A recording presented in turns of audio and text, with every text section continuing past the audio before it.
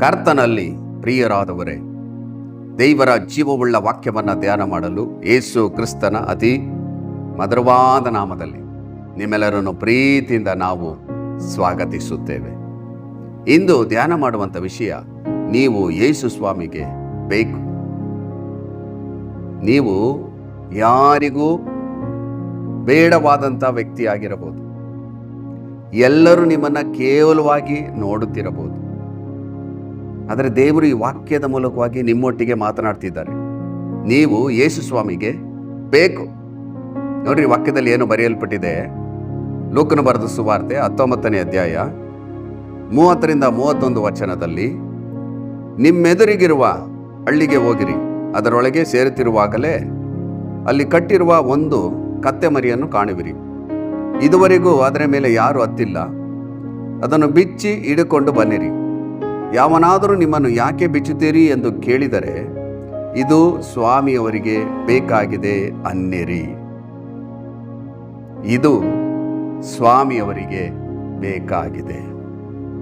ನೀವು ಯೇಸು ಸ್ವಾಮಿಗೆ ಬೇಕಾಗಿದೆ. ಇದರಲ್ಲಿ 4 ಕಾರ್ಯಗಳನ್ನು ನಾವು ನೋಡಬಹುದು. ಮೊದಲದಾಗಿ, ಕಟ್ಟಿರುವಂಥ ಕತ್ತೆ ಮರಿ. ಎರಡನೇದಾಗಿ, ಇದುವರೆಗೂ ಅದರ ಮೇಲೆ ಯಾರು ಹತ್ತಿಲ್ಲ. ಇನ್ನು ಮೂರನೇದಾಗಿ, ಅದನ್ನು ಬಿಚ್ಚಿ ಹಿಡಿಕೊಂಡು ಬನ್ನಿರಿ ಎಂಬುದಾಗಿ ಯೇಸು ಸ್ವಾಮಿ ಹೇಳ್ತಾರೆ. ಇನ್ನು 4ನೇದಾಗಿ, ಇದು ಸ್ವಾಮಿಯವರಿಗೆ ಬೇಕಾಗಿದೆ. ಕರ್ತನಲ್ಲಿ ಪ್ರೀತಿಯುಳ್ಳ ದೇವ ಜನರೇ, ನನ್ನ ಸಹೋದರ, ನನ್ನ ಸಹೋದರಿ, ಈ ವಾಕ್ಯವನ್ನು ಗಮನಿಸಿರಿ. ಈ ವಾಕ್ಯವನ್ನು ನಿಮ್ಮ ಜೀವಿತಕ್ಕೆ ಅಳವಡಿಸಿಕೊಳ್ಳಿರಿ. ನೀವು ಆ ಕತ್ತೆ ಮರಿ ಯಾವ ರೀತಿ ಕಟ್ಟಲ್ಪಟ್ಟಿದೆಯೋ ಅದೇ ರೀತಿಯಲ್ಲಿ ಸಮಸ್ಯೆಗಳಲ್ಲಿ, ಹೋರಾಟಗಳಲ್ಲಿ, ಕಷ್ಟಗಳಲ್ಲಿ ಕಟ್ಟಲ್ಪಟ್ಟವರಾಗಿರಬಹುದು. ಇದುವರೆಗೂ ನಿಮ್ಮನ್ನು ಯಾರು ಗೌರವಿಸದೆ ನಿಮ್ಮನ್ನು ಕೇವಲವಾಗಿ ನೋಡಿರಬಹುದು.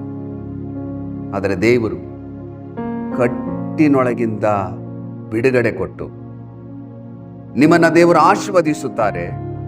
ನೀವು ಯೇಸು ಸ್ವಾಮಿಗೆ ಬೇಕಾಗಿದೆ. ಈ ವಾಕ್ಯವನ್ನು ಕೇಳುವಾಗ ಸಂತೋಷ ಪಡ್ರಿ.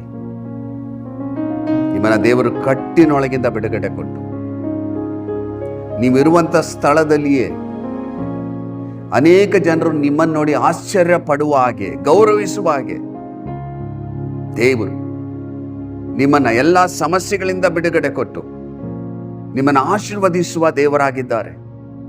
ನೀವು ಯೇಸು ಸ್ವಾಮಿಗೆ ಬೇಕಾಗಿದೆ. ಇದನ್ನು ಕೇಳಿ ಸಂತೋಷ ಪಡ್ರಿ.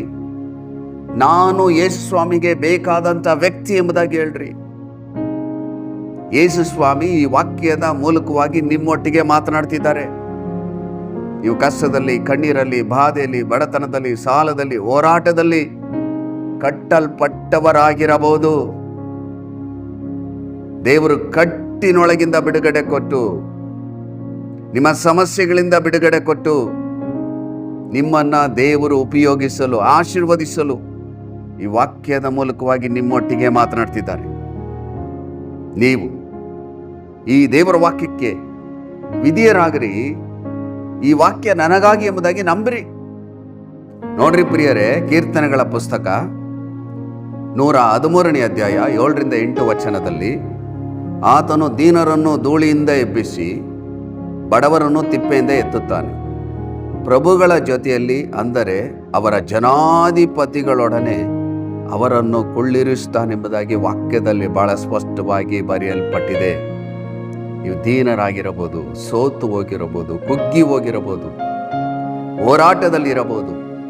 ದೇವರು ವಾಕ್ಯದ ಮೂಲಕ ನಿಮ್ಮೊಟ್ಟಿಗೆ ಮಾತನಾಡ್ತಿದ್ದಾರೆ. ಆತನು ದೀನರನ್ನು ಧೂಳಿಯಿಂದ ಎಬ್ಬಿಸಿ ಬಡವರನ್ನು ತಿಪ್ಪೆಯಿಂದ ಎತ್ತುತ್ತಾನೆ. ಹಲ್ಲೆಲೂಯಾ. ದೇವರ ಪರಿಶುದ್ಧವಾದ ನಾಮಕ್ಕೆ ಸ್ತೋತ್ರವಾಗಲಿ. ಎಲ್ಲರೂ ನಿಮ್ಮನ್ನು ಬೇಡ ಎಂಬುದಾಗಿ ತಳ್ಳಿಬಿಟ್ಟಿರಬಹುದು, ಕೇವಲವಾಗಿ ಪರಿಗಣಿಸಿರಬಹುದು. ದೇವರು ಬಡವರನ್ನು ತಿಪ್ಪೆಯಿಂದ ಎತ್ತುತ್ತಾನಂತೆ. ತಿಪ್ಪೆಯಿಂದ ನಿಮ್ಮನ್ನು, ಕಷ್ಟದಿಂದ ನಿಮ್ಮನ್ನು ಮೇಲೆತ್ತಿ ನಿಮಗೆ ಬಿಡುಗಡೆ ಕೊಟ್ಟು ಪ್ರಭುಗಳ ಜೊತೆಯಲ್ಲಿ, ಅಂದರೆ ಅವರ ಜನಾಧಿಪತಿಗಳೊಡನೆ ಅವರನ್ನು ಕೊಳ್ಳಿರಿಸುತ್ತಾನೆ. ದೇವರು ಈ ವಾಕ್ಯದ ಮೂಲಕವಾಗಿ ನಿಮ್ಮೊಟ್ಟಿಗೆ ಮಾತನಾಡ್ತಿದ್ದಾರೆ. ನೀವು ಯೇಸು ಸ್ವಾಮಿಗೆ ಬೇಕು. ನಿಮ್ಮನ್ನು ಮೇಲೆತ್ತಿ ಕಟ್ಟಿನಿಂದ ಬಿಡುಗಡೆ ಕೊಟ್ಟು, ಸಮಸ್ಯೆಗಳಿಂದ ಬಿಡುಗಡೆ ಕೊಟ್ಟು, ಹೋರಾಟದಿಂದ ಬಿಡುಗಡೆ ಕೊಟ್ಟು, ನಿಮ್ಮನ್ನು ಇರುವಂಥ ಸ್ಥಳದಲ್ಲಿ ಸ್ಥಿರಪಡಿಸಲು, ಆಶೀರ್ವಾದ ಮಾಡಲು, ರೂಪಿಸಲು, ನಿಮ್ಮನ್ನು ಉಪಯೋಗಿಸಲು ದೇವರು ಈ ವಾಕ್ಯದ ಮೂಲಕ ನಿಮ್ಮೊಟ್ಟಿಗೆ ಮಾತನಾಡ್ತಿದ್ದಾರೆ. ನೀವು ಈ ವಾಕ್ಯ ನನಗಾಗಿ, ದೇವರು ಈ ವಾಕ್ಯದ ಮೂಲಕವಾಗಿ ನನ್ನೊಟ್ಟಿಗೆ ಮಾತನಾಡ್ತಿದ್ದಾರೆ ಎಂಬುದಾಗಿ ನೀವು ನಂಬಿ, ದೇವರೇ ನನ್ನನ್ನು ಮೇಲೆತ್ತಿ ನಿನ್ನ ಚಿತ್ತಂತೆ ರೂಪಿಸಿ ನನ್ನನ್ನು ಉಪಯೋಗಿಸಿರಿ ಎಂಬುದಾಗಿ ವಾಕ್ಯದ ಮೇಲೆ ನಂಬಿಕೆಯಿಟ್ಟು ಪ್ರಾರ್ಥನೆ ಮಾಡುವಾಗ ದೇವರು ಏನು ವಾಗ್ದಾನ ಮಾಡಿದ್ದಾರೆ ಅದನ್ನು ನಿಮ್ಮ ಜೀವಿತದಲ್ಲಿ ನೆರವೇರಿಸುತ್ತಾರೆ. ನೋಡ್ರಿ ಪ್ರಿಯರೇ, ಯೆಶಾಯನ ಪ್ರವಾದನ ಗ್ರಂಥ 57ನೇ ಅಧ್ಯಾಯ 15ನೇ ವಚನದಲ್ಲಿ, ನಾನು ಜಜ್ಜಿ ಹೋದ ದೀನ ಮನದೊಂದಿಗೆ ಇದ್ದುಕೊಂಡು ದೀನನ ಆತ್ಮವನ್ನು, ಜಜ್ಜಿ ಹೋದ ಮನಸ್ಸನ್ನು ಉಜ್ಜೀವಿಸುವವನಾಗಿದ್ದೇನೆಂಬುದಾಗಿ ದೇವರು ಈ ವಾಕ್ಯದ ಮೂಲಕ ನಿಮ್ಮೊಟ್ಟಿಗೆ ಮಾತನಾಡ್ತಿದ್ದಾರೆ. ನಾನು ಜಜ್ಜಿ ಹೋದ ದೀನ ಮನದೊಂದಿಗೆ ಇದ್ದುಕೊಂಡು ದೀನನ ಆತ್ಮವನ್ನು, ಜಜ್ಜಿ ಹೋದ ಮನಸ್ಸನ್ನು ಉಜ್ಜೀವಿಸುವವನಾಗಿದ್ದೇನೆ. ನೀವು ಜಜ್ಜಲ್ಪಟ್ಟಿದ್ದೀರೋ, ಕುಗ್ಗಿ ಹೋಗಿದ್ದೀರೋ, ಸೋತು ಹೋಗಿದ್ದೀರೋ, ನೊಂದು ಹೋಗಿದ್ದೀರೋ, ದೇವರು ಈ ವಾಕ್ಯದ ಮೂಲಕ ನಿಮ್ಮೊಟ್ಟಿಗೆ ಮಾತನಾಡ್ತಿದ್ದಾರೆ. ಜಜ್ಜಿ ಹೋದ ದೀನ ಮನದೊಂದಿಗಿದ್ದುಕೊಂಡು ದೀನನ ಆತ್ಮವನ್ನು, ಜಜ್ಜಿ ಹೋದ ಮನಸ್ಸನ್ನು ಉಜ್ಜೀವಿಸುವವನಾಗಿದ್ದೇನೆ. ಈ ವಾಕ್ಯವನ್ನು ಕೇಳುವಾಗ ಎಷ್ಟು ಸಂತೋಷ ಆಗ್ತದೆ. ನೀವು ಜಜ್ಜಲ್ಪಟ್ಟವರಾಗಿ, ಬಿದ್ದು ಹೋದವರಾಗಿ, ಸೋತು ಹೋದವರಾಗಿ, ಯಾರ ಸಹಾಯವಿಲ್ಲದೆ ನಿಮ್ಮನ್ನ ಜನರು ಕೇವಲವಾಗಿ ನಿಮ್ಮನ್ನು ನೋಡುತ್ತಿರಬಹುದು.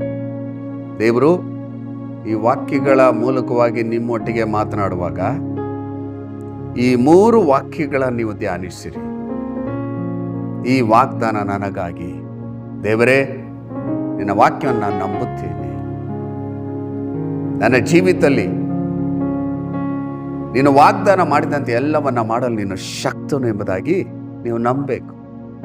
ದೇವರು ವಾಗ್ದಾನ ಮಾಡ್ತಾರೆ. ಆ ವಾಗ್ದಾನವನ್ನು ನೀವು ನಂಬುವಾಗ, ಆ ವಾಗ್ದಾನ ಹಿಡಿದು ಪ್ರಾರ್ಥನೆ ಮಾಡುವಾಗ, ದೇವರು ಏನು ವಾಗ್ದಾನ ಮಾಡಿದ್ದಾರೋ ಅದನ್ನ ನಿಮ್ಮ ಜೀವಿತದಲ್ಲಿ ಮಾಡಲು ಆತನು ಶಕ್ತನಾಗಿದ್ದಾನೆ. ಯಾಕಂದ್ರೆ ದೇವರ ಕೈಯಲ್ಲಿ ಆಗದ ಕಾರ್ಯ ಒಂದೂ ಇಲ್ಲ. ನೀವು ಈ ವಾಗ್ದಾನವನ್ನು ನಂಬಿ ಈಗ ನೀವೇನು ಮಾಡಬೇಕು ಗೊತ್ತಾ? ಈ 3 ವಾಕ್ಯಗಳನ್ನು ನಂಬಿ ನೀವು ಪ್ರಾರ್ಥನೆ ಮಾಡಬೇಕು. ನಂಬಿ ನೀವು ಪ್ರಾರ್ಥನೆ ಮಾಡುವಾಗ ನಿಮ್ಮನ್ನ ದೇವರು ಸಮಸ್ಯೆಗಳಿಂದ, ಕಟ್ಟಿನೊಳಗಿಂದ ಬಿಡುಗಡೆ ಕೊಟ್ಟು ನಿಮ್ಮನ್ನ ಮೇಲೆತ್ತಿ ಸ್ಥಿರಪಡಿಸಿ ನಿಮ್ಮನ್ನು ಆಶೀರ್ವಾದ ಮಾಡಲು ಆತನು ಸಿದ್ಧನಾಗಿದ್ದಾನೆ. ನೋಡ್ರಿ ಪ್ರಿಯರೇ, ಇಬ್ರಿಯರಿಗೆ ಬರೆದ ಪತ್ರಿಕೆ 11ನೇ ಅಧ್ಯಾಯ 6ನೇ ವಚನದಲ್ಲಿ, ಆದರೆ ನಂಬಿಕೆ ಇಲ್ಲದೆ ದೇವರನ್ನು ಮೆಚ್ಚಿಸುವುದು ಅಸಾಧ್ಯ. ದೇವರ ಬಳಿಗೆ ಬರುವವನು ದೇವರಿದ್ದಾನೆ ಮತ್ತು ತನ್ನನ್ನು ಹುಡುಕುವವರಿಗೆ ಪ್ರತಿಫಲವನ್ನು ಕೊಡುತ್ತಾನೆ ಎಂದು ನಂಬುವುದು ಅವಶ್ಯ ಎಂಬುದಾಗಿ ಬರೆಯಲ್ಪಟ್ಟಿದೆ. ನಂಬಿಕೆ ಇಲ್ಲದೆ ದೇವರನ್ನ ಮೆಚ್ಚಿಸುವುದು ಅಸಾಧ್ಯ. ದೇವರು ನಿಮ್ಮ ಜೀವಿತದಲ್ಲಿ ಎಲ್ಲವನ್ನ ಮಾಡಲು ಶಕ್ತನಾಗಿದ್ದಾನೆ, ಇಷ್ಟವುಳ್ಳವನಾಗಿದ್ದಾನೆ. ನೀವು ನಂಬಬೇಕು. ದೇವರ ಬಳಿಗೆ ಬರುವವನು ದೇವರಿದ್ದಾನೆ ಮತ್ತು ತನ್ನನ್ನು ಹುಡುಕುವವರಿಗೆ ಪ್ರತಿಫಲವನ್ನು ಕೊಡುತ್ತಾನೆ ಎಂದು ನಂಬುವುದು ಅವಶ್ಯ ಎಂಬುದಾಗಿ ವಾಕ್ಯದಲ್ಲಿ ನೋಡ್ತೇವೆ. ನೀವು ನಂಬಬೇಕು. ದೇವರು ನನ್ನ ಜೀವಿತದಲ್ಲಿ ವಾಗ್ದಾನ ಮಾಡಿದ ಹಾಗೆ ಎಲ್ಲವನ್ನ ಮಾಡಲು ಶಕ್ತನಾಗಿದ್ದಾನೆ. ಸಕಲವನ್ನ ಉಂಟು ಮಾಡಿದ ಸರ್ವಶಕ್ತನಾದ ದೇವರು ಬಿದ್ದು ಹೋದ ನನ್ನನ್ನು, ಸೋತು ಹೋದ ನನ್ನನ್ನು, ಎಲ್ಲರೂ ಕೈ ಬಿಡಲ್ಪಟ್ಟಂತ ನನ್ನನ್ನು ಎತ್ತಿ ಸ್ಥಿರಪಡಿಸಿ ಆಶೀರ್ವದಿಸಿ ಮುನ್ನಡೆಸಲು ದೇವರು ಶಕ್ತನಾಗಿದ್ದಾನೆಂಬುದಾಗಿ ನೀವು ನಂಬಬೇಕು. ನೀವು ನಂಬುವಾಗ ದೇವರ ಶಕ್ತಿ ಪ್ರಕಟವಾಗ್ತದೆ. ನೀವು ನಂಬುವಾಗ ಅದ್ಭುತಗಳು ನಡೆಯುತ್ತದೆ. ನೀವು ನಂಬುವಾಗ ದೇವರು ನಿಮ್ಮ ಸಮಸ್ಯೆಗಳಿಂದ, ಹೋರಾಟಗಳಿಂದ ಬಿಡುಗಡೆ ಕೊಟ್ಟು ನಿಮ್ಮನ್ನ ಇರುವಂತ ಸ್ಥಳದಲ್ಲಿ ಸಾಕ್ಷಿಯಾಗಿ ನಿಲ್ಲಿಸುತ್ತಾನೆ. ನೋಡ್ರಿ, ಫಿಲಿಪಿಯವರಿಗೆ ಬರೆದ ಪತ್ರಿಕೆ 4ನೇ ಅಧ್ಯಾಯ 19ನೇ ವಚನದಲ್ಲಿ, ನನ್ನ ದೇವರು ಕ್ರಿಸ್ತ ಯೇಸುವಿನ ಮೂಲಕ ತನ್ನ ಪ್ರಭಾವದ ಐಶ್ವರ್ಯಕ್ಕೆ ತಕ್ಕ ಹಾಗೆ ನಿಮ್ಮ ಪ್ರತಿಯೊಂದು ಕೊರತೆಯನ್ನು ನೀಗಿಸುವನು.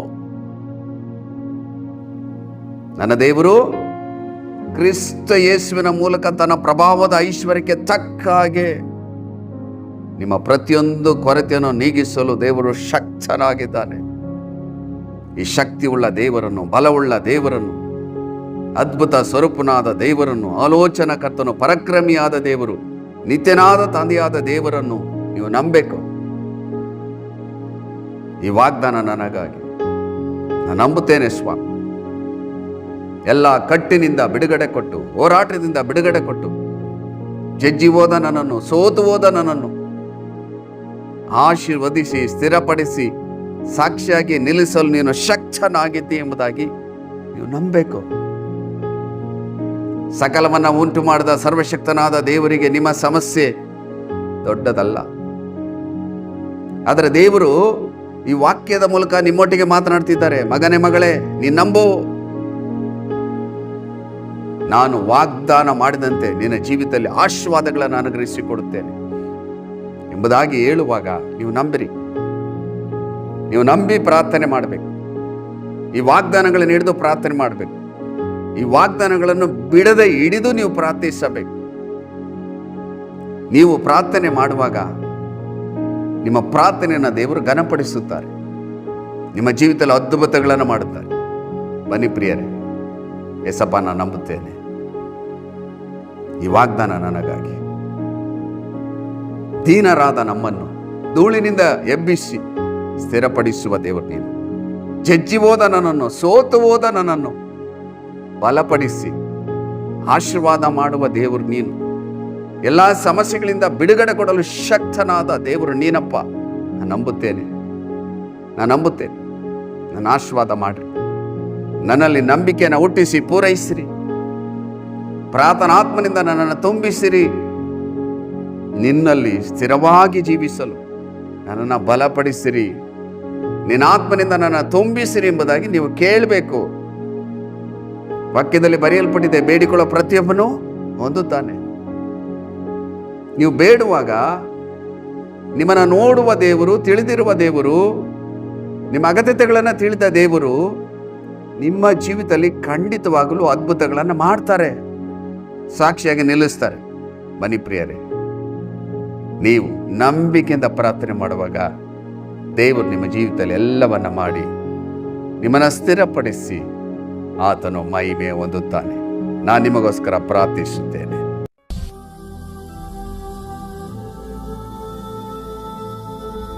ನಮ್ಮನ್ನ ಅತಿಶಯವಾಗಿ ಪ್ರೀತಿ ಮಾಡುವಂತ ನಮ್ಮ ಪರಲೋಕದ ತಂದೆಯಾದ ದೇವರೇ, ನಿನ್ನ ಜೀವಳ ವಾಕ್ಯಗಳನ್ನು ನಾವು ಧ್ಯಾನ ಮಾಡಿದ್ದೇವೆ. ಜಜ್ಜಿ ಹೋದವರನ್ನ, ಸೋತು ಹೋದವರನ್ನ, ನೊಂದು ಹೋದವರನ್ನ, ಕಷ್ಟದಲ್ಲಿ ಸಮಸ್ಯೆಗಳಿರುವಂತ ಜನರನ್ನು ನೋಡುವ ದೇವರಾಗಿದೆ. ನಿನ್ನ ವಾಕ್ಯದಲ್ಲಿ ಇಂದು ಧ್ಯಾನ ಮಾಡಿದ್ದೇವೆ ಸ್ವಾಮಿ. ಎಷ್ಟು ಜನರು ಈ ವಾಕ್ಯವನ್ನು ಕೇಳಿಸಿಕೊಡು ಯೇಸಪ್ಪ.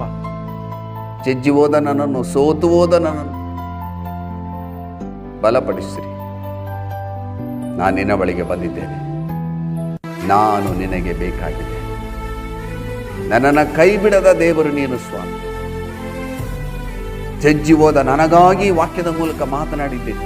ನನ್ನ ಬಲಪಡಿಸಿರಿ ಎಂಬುದಾಗಿ ಎಷ್ಟು ಜನರು ಪ್ರಾರ್ಥನೆ ಮಾಡ್ತಿದ್ದರೋ, ಕಣ್ಣೀರಿನಲ್ಲಿ, ಹೋರಾಟದಲ್ಲಿ, ಸಮಸ್ಯೆಗಳಲ್ಲಿ ವೇದನೆ ಪಡ್ತಿದ್ದರೋ ಅವನ್ನ ಬಲಪಡಿಸಿರಿ ಕರ್ತನೆ. ಆ ಸ್ಥಳದಲ್ಲಿ ನಿನ್ನ ಪ್ರಸನ್ನತೆ ಇಳಿದು ಬರಲಿ. ದೇವರಾತ್ಮನು ಚಲಿಸಲಿ. ಎಲ್ಲಿ ದೇವರಾತ್ಮನುಂಟು ಅಲ್ಲಿ ಬಿಡುಗಡೆ ಉಂಟು. ಕ್ರಿಸ್ತನ ಬಿಡುಗಡೆ ಕೊಟ್ಟರು ನಿಜವಾದ ಬಿಡುಗಡೆ. ಅವ್ರಿಗೊಂದು ಬಿಡುಗಡೆಯನ್ನು ಕೊಟ್ರಿ ಅಪ್ಪ. ಜೀವಿತದಲ್ಲಿ ಇನ್ನು ಮುಂದೆ ನಾನು ಯೇಸು ಸ್ವಾಮಿಗೆ ಬೇಕಾದಂಥ ವ್ಯಕ್ತಿ.